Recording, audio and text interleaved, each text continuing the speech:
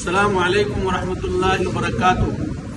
दोस्तों, ये अकबर के अंदर बिलाल मस्जिद में निकाह है गोल्डन बेकरी वालों के ख़ानदान का। अल्हम्दुलिल्लाह बहुत सीधा साधा पानी और लस्सी के ऊपर ये निकाह हुआ है।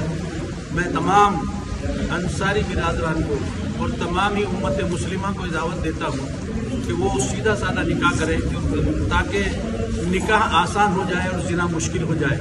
हमने निकाह को बहुत मुश्किल कर दिया है, इसलिए मैं दरख्वास्त करता हूँ कि निकाह को रसूलुल्लाह सल्लल्लाहु अलैहि वसल्लम की सुन्नत के मुताबिक करने की कोशिश करें। ये गोल्डन बेकरी वाले हैं, आप जानते हैं कि पूना के अंदर मशहूर है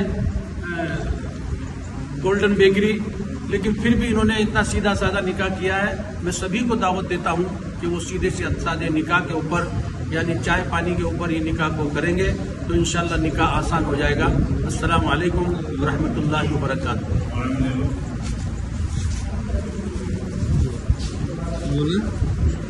बोलना कुछ नहीं है, बस बोलना क्या है, इसे बढ़ावा दे दो। जो लोग थे सब लोग शामिल हैं।